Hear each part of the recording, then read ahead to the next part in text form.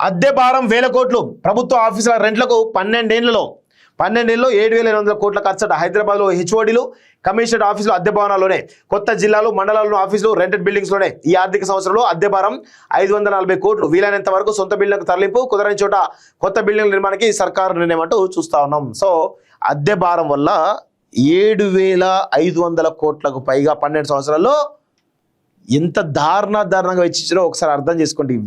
అద్దెలకే గిన్ని వేల కోట్లు పోతున్నాయి, ప్రజలకు మీరేం న్యాయం చేస్తారా? నాకు అర్థం కాదు. ఏం పాలకులే మీరు? అద్దెలకే 7,500 కోట్లు పెట్టినంటే ప్రజలకు ఏం చేస్తారు మీరు? గిట్లా ఉన్న ఈ పరిస్థితి, పాలకుల పరిస్థితి. రాష్ట్రంలో ప్రభుత్వ ఆఫీసుల అద్దెల కోసమే గడిచిన 12 ఏళ్లలో దాదాపు 7,800 కోట్లు ఖర్చు చేశారు. పరిపాలన వికేంద్రీకరణ, ప్రజలకు చేరుగా పాలన అందించాలనే లక్ష్యంతో మార్పులు జరుగుతున్న కార్యాలయాలకు మాత్రం సొంత గూడు కల్పించడంలో ఆశించిన పురోగతి లేకపోవడంతో ఈ భారీ వ్యయం అయినట్లు అధికారులు తేల్చారు. ప్రతి సంవత్సరం యావరేజ్గా 650 కోట్లు ఖర్చు చేశారు. ఏటా పెరుగుతున్నటువంటి అద్దెలతో పాటు కార్యాలయాల నిర్వహణ ఖర్చులు కలుపుకుంటే ఖజానాపై పడుతున్న భారం వేల కోట్లు ఉంటుంది. ఇంత భారీ మొత్తాన్ని అద్దెల రూపంలో చెల్లిస్తున్న శాశ్వత భవనాల నిర్మాణంపై దృష్టి సారించకపోవడంతో ఈ నష్టం జరిగినట్లు ఆర్థిక శాఖ అధికారులు సీఎం రేవంత్ రెడ్డికి నివేదిక అందించారు. ఈ అంశాన్ని సీరియస్ గా తీసుకున్న సీఎం వచ్చే నెలలో ప్రభుత్వ ఆఫీసులు ఏవి కూడా అద్దె భవనాల్లో ఉండరాదని, వాటిని అందుబాటులో ఉన్న సర్కారు భవనాలకు షిఫ్ట్ చేయాలని ఆదేశించారు.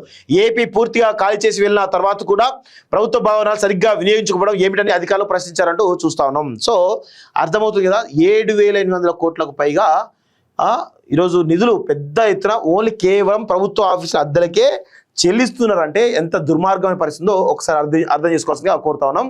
ఎమ్మెల్యేలకు క్యాంప్ ఆఫీసులు, నో సర్కార్ ఆఫీసులు. చూడండి, కేసీఆర్ హయాంలో ఒక్కొక్క ఎమ్మెల్యే క్యాంప్ కార్యాలయానికి సంబంధించినటువంటి మేఘాల మీద ప్రతి నియోజకవర్గంలో ఎమ్మెల్యే క్యాంప్ ఆఫీస్, అవే ఆఫీసు ప్రభుత్వానికి ఇస్తే, ప్రభుత్వ ఆఫీస్కి ఇస్తే ఇంకా బాగుండేది కదా. ఎందుకు చేయలేకపోతున్నారు? ఇంత దుర్మార్గంగా వ్యవహరించుడు కేసీఆర్. అర్థం చేసుకోండి. చూడండి, ప్రతిష్టాత్మక అంటూ దాదాపు 1,500 కోట్లు వెచ్చించి కొత్త సచివాలయం నిర్మించిన గత ప్రభుత్వం అదే సమయంలో కమిషనరేట్లు, డైరెక్టరేట్లకు మాత్రం మొండి చేయి చూపించింది. రాష్ట్ర పరిపాలన గుండెకాయ లాంటి హైదరాబాద్ మహానగరంలోనే అనేక కీలక శాఖల అధిపతుల కార్యాలయాలు, వివిధ కమిషనరేట్లు ఇప్పటికీ అద్దె భవనాల్లో కాలం వెల్లదీస్తుండడం గమనార్హం.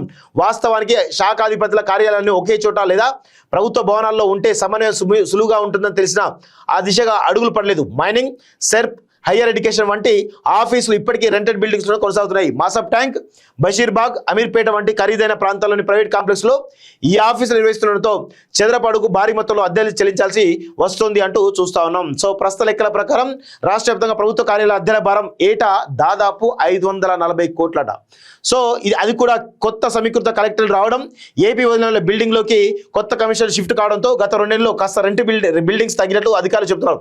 ఇప్పుడు మిగిలిన రెంటెడ్ బిల్డింగ్స్ కూడా మార్చేస్తే ప్రభుత్వ ఖజానాకు ఆదా అవుతుందని, ఆ మొత్తంతో ఇతర అభివృద్ధి సంక్షేమ పథకాలు నిధులు వినియోగించుకో అవకాశం ఉంటుందని పేర్కొన్నారంటూ చూస్తాం. సో 7,800 కోట్లకు పైగా గత 12 సంవత్సరాల్లో చెల్లించినటువంటి అద్దె ఖర్చు.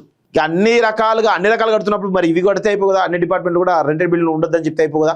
చెప్పడు రేవంత్ రెడ్డి ఒక మంచి ప్రయత్నం అయితే చేస్తున్నారని చాలా స్పష్టంగా అర్థమవుతుంది. నిజంగా ఇలాంటి ప్రయత్నాలు చేసినప్పుడు మనందరం కూడా అప్రిషియేట్ చేయాల్సిన అవసరం అయితే ఉంటుంది. అందులో తప్పేం కాదు కదా, మంచి ప్రయత్నమే. 540 కోట్లు సంవత్సరానికి మిగులుస్తున్నట్టే నిజంగా ఒక మంచి ప్రయత్నమే చేస్తున్నాడు. మరి రేవంత్ రెడ్డి ఆ దిశగా ముమ్మర ప్రయత్నాలు చేయాలి. మీరు చెప్పే మాటలు ఒకలాగా ఉంటున్నాయి, చేసే చేష్టలు ఇంకోలాగా ఉంటున్నాయి. సో అలా కాకుండా ప్రజలు కట్టే ట్యాక్స్ కట్టతో డబ్బులు ఏదైతుందో దాన్ని ఆదాయిస్తే ప్రజలకే ఉపయోగించవచ్చు అనేది నా యొక్క ఆలోచన.